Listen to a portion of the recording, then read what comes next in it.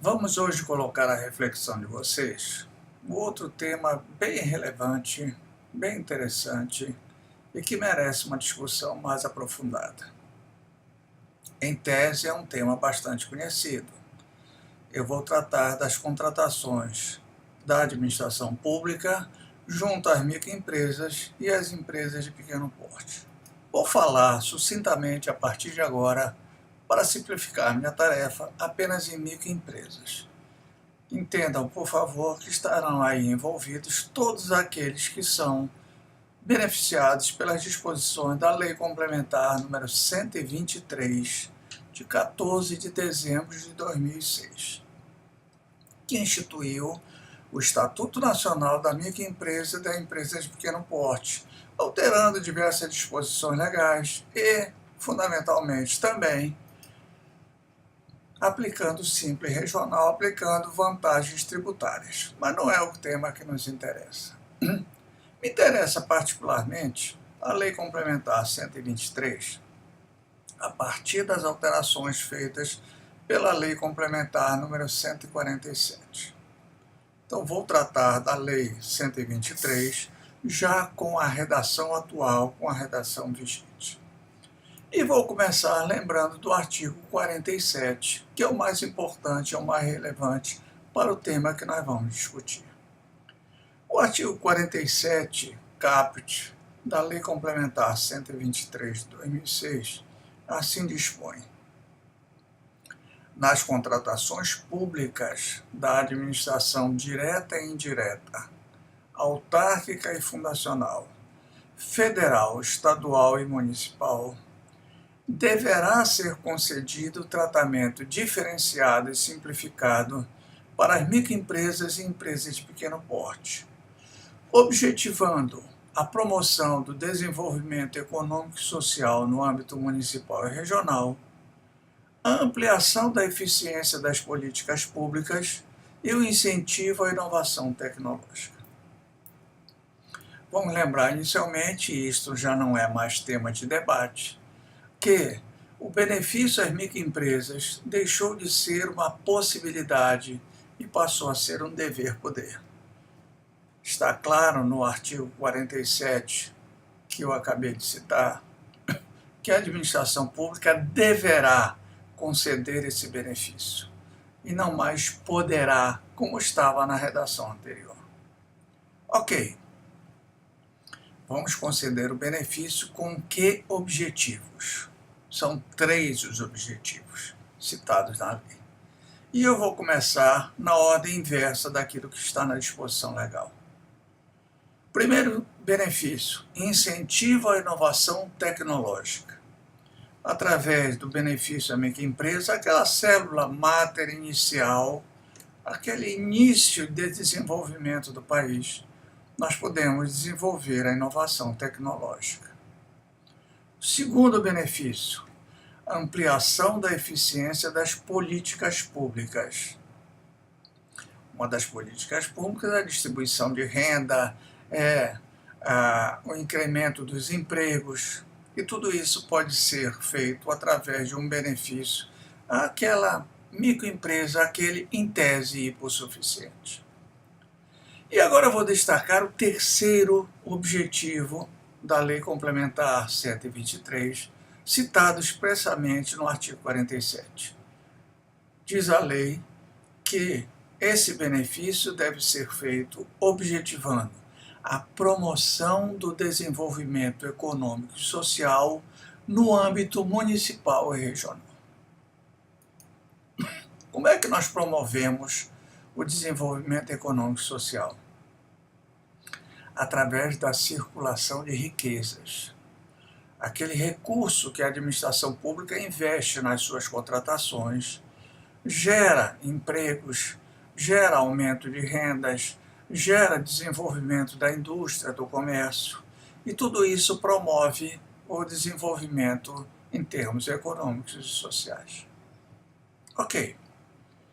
A União regulamentou as disposições da Lei Complementar após a modificação feita pela Lei 147, regulamentou através do Decreto Federal número 8538 de 2015. E o Decreto 8538 de 2015, no seu artigo 1º, basicamente repete as disposições da Lei Complementar 123.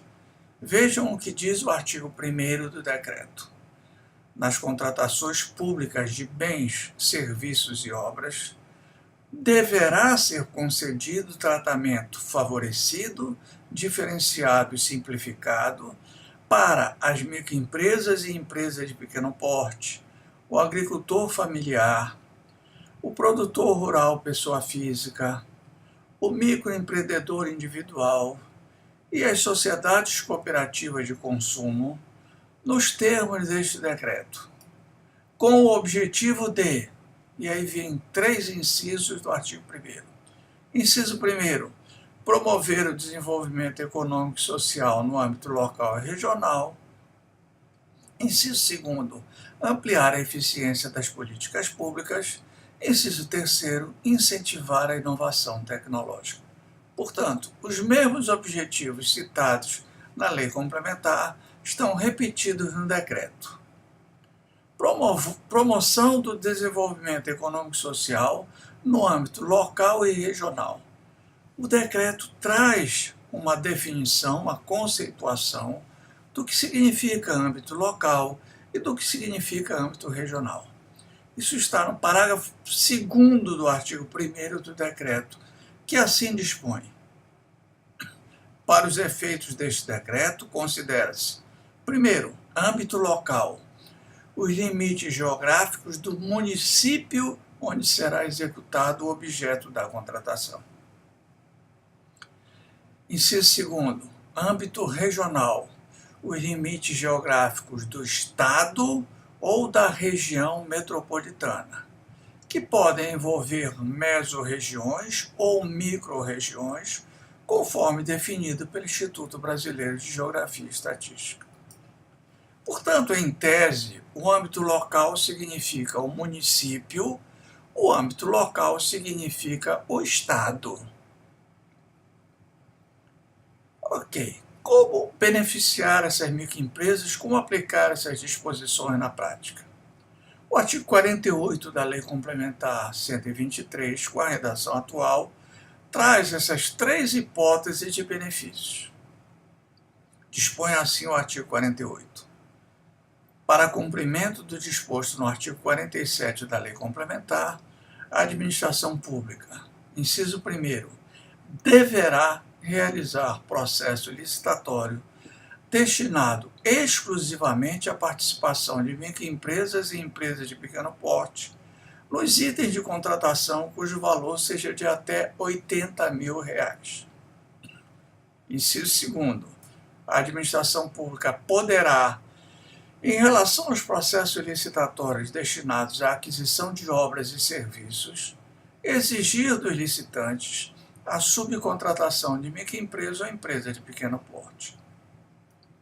Inciso 3º, a administração pública deverá estabelecer em certames para aquisição de bens de natureza divisível cota de até 25% do objeto para a contratação de microempresas e empresas de pequeno porte.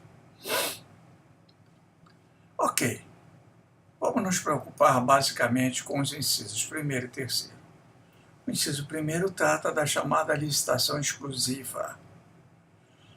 Quando o valor estimado da licitação é de até R$ 80 mil, a licitação deverá ser exclusivamente para microempresas e empresas de pequeno porte. Já o inciso 3º trata da chamada cota reservada. Quando a licitação envolve um objeto, bem de natureza divisível, aquisição de bens de natureza divisível, aqueles que têm vida própria unidade por unidade, e cujo valor ultrapassa R$ 80 mil, porque se for até R$ 80 mil, ela será exclusiva para microempresas e empresas de pequeno porte. Não, nós estamos diante de uma nova situação. O valor envolvido ultrapassa R$ 80 mil. Dispõe a lei que nós deveremos reservar uma cota de até 25% do valor total e destinar essa cota à participação exclusiva de microempresas e empresas de pequeno porte. Bacana, isso já vem sendo feito, isso já é tradicional. A pergunta que eu coloco em discussão neste momento é a seguinte: tanto no caso da licitação exclusiva, como no caso da cota reservada, quais as microempresas e empresas de pequeno porte que podem participar dessa licitação? Seriam todas? Seriam algumas? Vamos lembrar que a Lei Complementar 123, no parágrafo 3º do artigo 48, traz uma disposição interessante. Dispõe assim o parágrafo 3º do artigo 48. Os benefícios referidos no caput, se referindo, portanto, basicamente à licitação exclusiva e à cota reservada, poderão justificadamente estabelecer a prioridade de contratação para as microempresas e empresas de pequeno porte sediadas local ou regionalmente até o limite de 10% do melhor preço válido. Opa, temos aí uma novidade. Um benefício destinado exclusivamente às microempresas locais e regionais ou regionais. Elas poderão ter o direito à contratação, mesmo que apresentem valores até o limite de 10% do melhor preço válido. O melhor preço válido é o menor preço oferecido no certame e que foi considerado classificado. Considero que nós temos duas maneiras de aplicar essas disposições. Uma das maneiras está no Decreto Federal 8538 de 2015. Lembremos que para a União não há um interesse em desenvolvimento de uma região ou de um município específico do país. A União quer usar os recursos que investir nessas contratações para o desenvolvimento do país como um todo. Claro que algum benefício nos termos da lei a União precisa dar às microempresas e empresas de pequeno porte locais e ou regionais, como fez a União nos seus procedimentos de acordo com o Decreto 8538. Ela criou, por assim dizer, um novo empate ficto. Lembram do empate ficto no pregão até 5% do melhor preço? A microempresa ou empresa de pequeno porte que tenha um valor até 5% superior ao menor preço pode oferecer um lance de desempate, porque criou-se ficticiamente um empate. Pois bem, aqui a União agora, através do Decreto 8538, criou um novo empate ficto. Para a União, podem participar das licitações exclusivas e das cotas reservadas microempresas e empresas de pequeno porte de todo o país, sem qualquer restrição.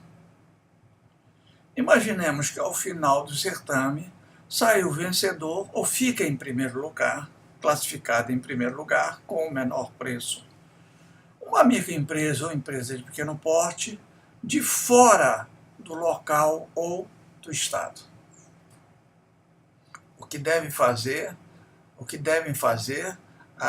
os órgãos e entidades da administração pública federal nessa hipótese?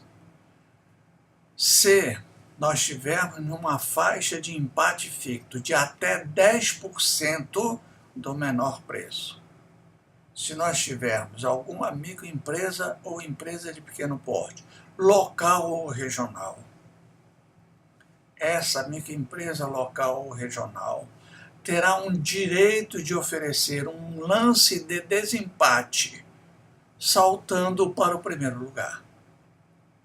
Imaginemos rapidamente. Acabou a disputa e, em primeiro lugar, está uma microempresa de fora do estado com um preço de R$100. Em segundo lugar, está uma microempresa local ou regional com um preço de R$108. nós estaremos obrigados a oferecer a essa microempresa local ou regional, que ofertou R$ 108, o direito de oferecer um novo lance que seja inferior aos R$ 100, menor preço até então. Se ela oferecer, ela passa a ocupar a primeira colocação e o certame prossegue. Se for um pregão, nós vamos para a fase de habilitação, etc. Então, o benefício que a União concedeu foi a possibilidade da oferta de um novo lance, desde que a microempresa ou empresa de pequeno porte, local ou regional, tenha um preço superior ao menor até então cotado em até 10%. Repito, é como se fosse um novo empate ficto, porque o empate ficto tradicional no pregão é até 5%, agora não, é até 10%. Mas se a licitação for promovida por um órgão estadual ou municipal, como é que ele deve agir? Da mesma forma como a União? Entendo que não. Entendo que ao município e ao Estado interessa fundamentalmente contratar microempresas e empresas de pequeno porte, locais ou regionais, para que o recurso envolvido na contratação seja aplicado no âmbito local ou regional, gerando o tal desenvolvimento econômico e social, que é um dos objetivos, é o primeiro objetivo citado na Lei Complementar 123, no artigo 47. Entendo, então, que os órgãos municipais e estaduais têm dois caminhos a seguir. Primeiro caminho, fazer com que as suas licitações de até R$ 80 mil e, no caso da cota reservada, aquisição de bens de natureza divisível, tenham a participação exclusiva de microempresas e empresas de pequeno porte, locais ou regionais. As de fora não poderão participar. Será declarada vencedora aquela que tiver o menor preço, atendendo às condições editalícias. Essas regras virão bem dispostas no edital e trarão uma garantia de que o recurso despendido pelo município ou pelo Estado naquela contratação será reinvestida no município ou no Estado, gerando, consequentemente, o desenvolvimento econômico e social no âmbito local ou regional.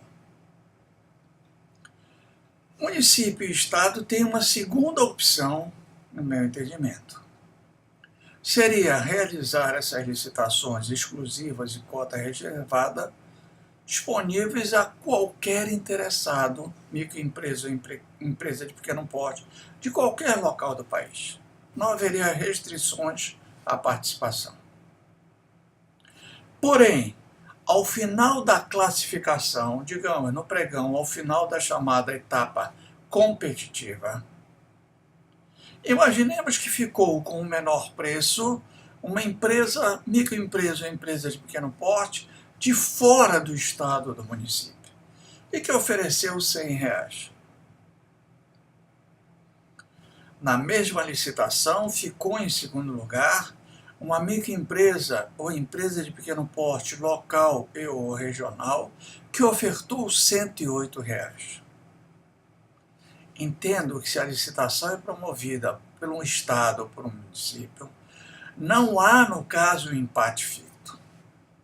O estado ou o município estão autorizados, pelo parágrafo 3º do artigo 48 da Lei Complementar, a contratar, a fazer a contratação junto à microempresa e empresa de pequeno porte, que ofertou um preço mais alto, do exemplo que eu estou dando, R$ 108, desde que esse preço seja até 10% do melhor preço válido.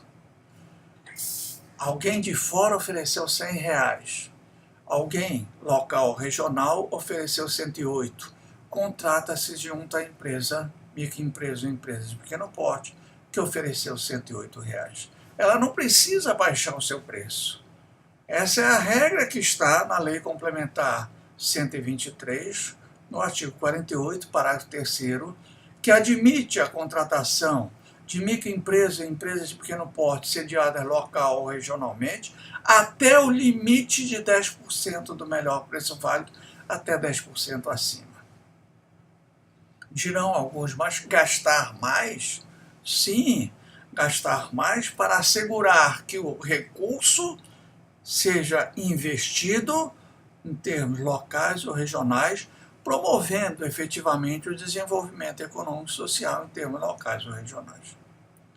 É alguma coisa semelhante ao que nós temos na Lei 8666, no seu artigo 3º, em relação às empresas do exterior, as chamadas margens de preferência. Lembram que as margens de preferência admitem que a administração pública contrate um produto desenvolvido no país com preço até 25% superior. E nós tivemos vários decretos federais regulamentando isso. Por quê? Porque nós, país, Brasil, queríamos que o recurso que nós, a administração pública, aplicávamos, fosse investido aqui no país, promovendo o desenvolvimento econômico e social no país. A mesma coisa agora no âmbito local e regional em relação às microempresas. Não há interesse de um município brasileiro de contratar uma microempresa de outro município. Porque essa microempresa vai receber o recurso e vai levar o recurso para aplicar no outro município. Se a diferença de preços for até 10%, é mais vantajoso para o município contratar a microempresa que esteja nele sediada, porque terá a garantia de que os recursos serão nele reinvestidos, promovendo o desenvolvimento no âmbito econômico e social. Gente, essa é a interpretação que faço, essa interpretação que coloco à discussão. Sei que tenho colegas doutrinadores que entendem em sentido contrário e gostaria de começar a promover um grande debate em relação a esse assunto para que a gente chegue realmente à conclusão que melhor atenda o interesse público. Mais uma vez, muito obrigado pela atenção, fiquem todos com Deus e até uma próxima oportunidade.